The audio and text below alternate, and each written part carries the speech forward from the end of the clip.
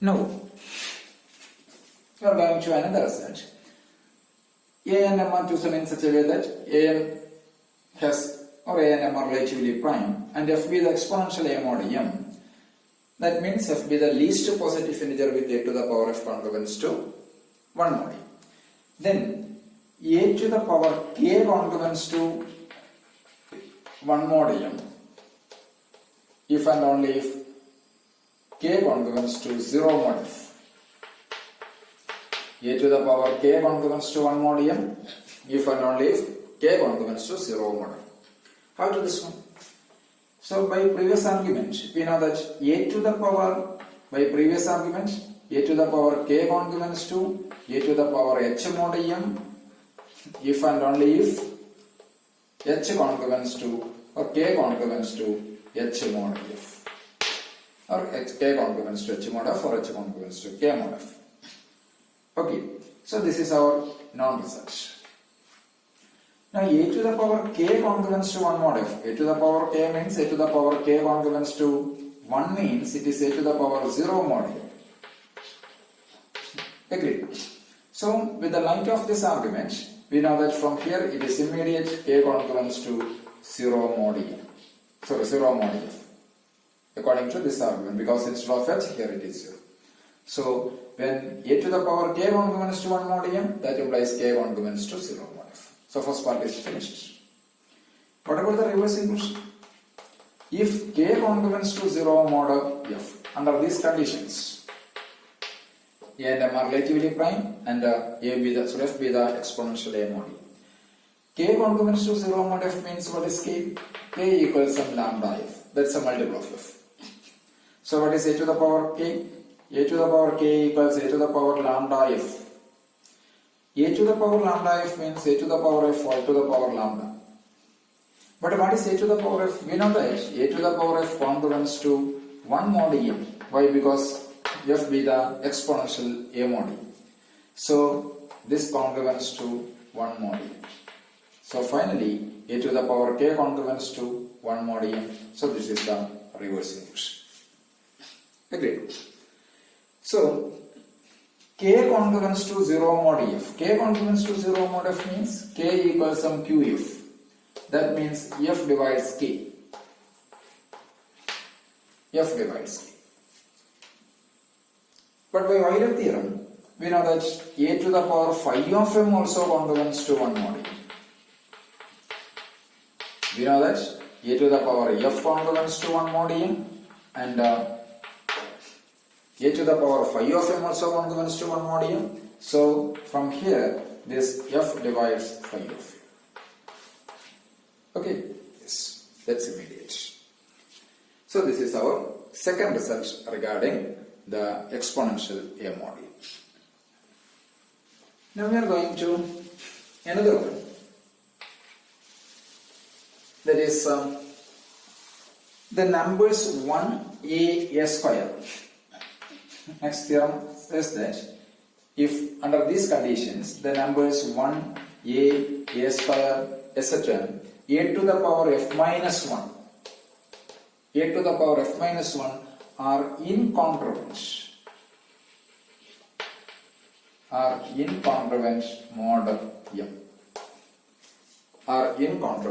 mod m. 1 a square, etc. a to the power f minus 1 are incongruent mod m. So for its proof is, if possible, they are congruent mod m.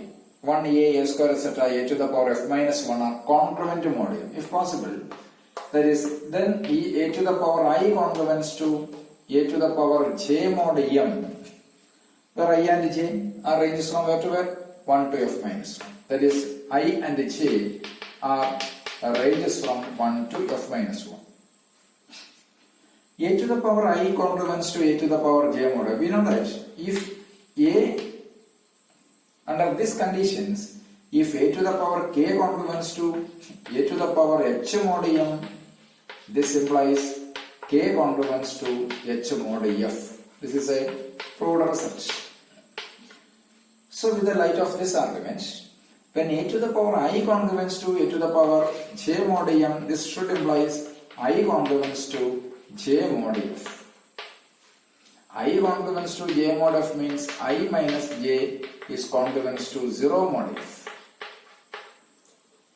That means f divides I minus j, means I minus j is a multiple of f, which is impossible. Why? Because I and j is impossible because I and j are strictly less than f. I and j ranges from where to where? 1 to f minus 1. They have maximum value of minus 1, and f be the least positive integer with f is chosen as least positive integers. Since it's a positive integer, surely I and j should less than f, and I minus j also less than f. So f does not divide I minus j. So this is a contradiction. This contradiction is due to our wrong assumption. Hence, all these elements 1, a square, etc. a to the power f minus 1 are incongruent. Agree? Now we are going to another one. This is a theorem. Let A and M are relatively prime. A and M are relatively prime.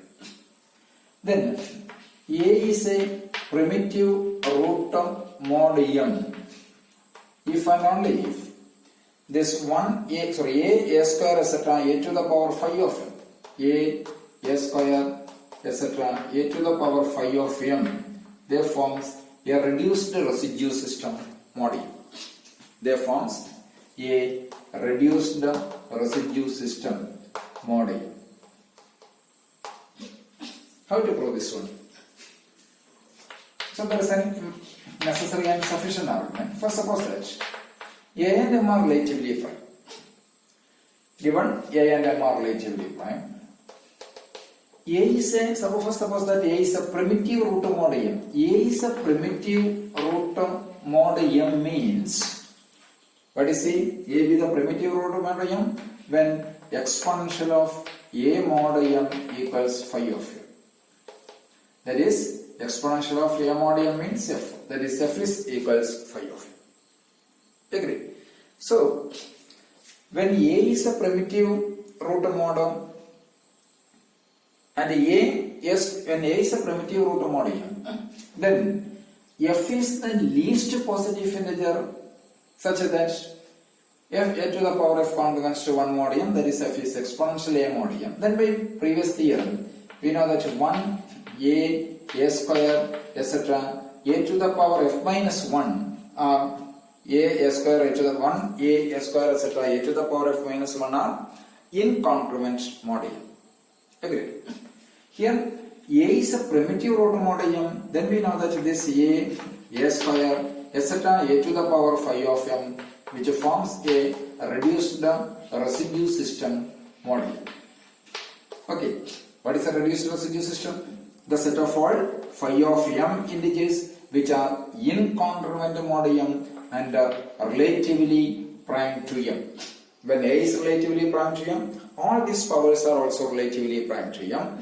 Then phi of m, the reduced residue system means the set of all integers phi of m which are relatively prime phi of m which are incongruent mod m and relatively phi of m.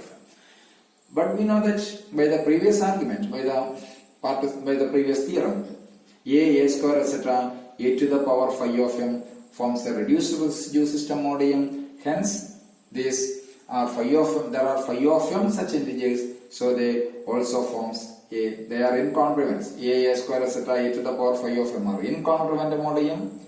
Then there are such phi of m numbers since they are relatively prime to m. Hence, they forms always a reduced residue system. Okay. So for reversely, suppose a square etc. a to the power phi of m forms a reduced residue system. If a square etc. a to the power phi of m forms a reduced residue system means phi of m, these phi of m integers, they are incongruent mod m. That is, a to the power I is incongruent a to the power j mod m. For all I differs from j and I and j ranges from where to where? 1 to phi of m. Okay, I and j ranges from 1 to phi of m. Clearly they are incongruent mod m. Also it is given that A and M are relatively prime, then all the powers of this A should be relatively prime, then they always forms a reduced, since they forms a reduced residue system and they are incongruent modium, therefore we know that a to the power phi of m congruence to 1 mod m. Why? Because A and M are relatively prime. Since A and M are relatively prime, a to the power phi of m congruence to 1 mod m, and no smaller powers of this phi of m congruent to 1 mod m, therefore A forms a primitive root. That is our definition. If f equals phi of m, then A is a primitive root mod m.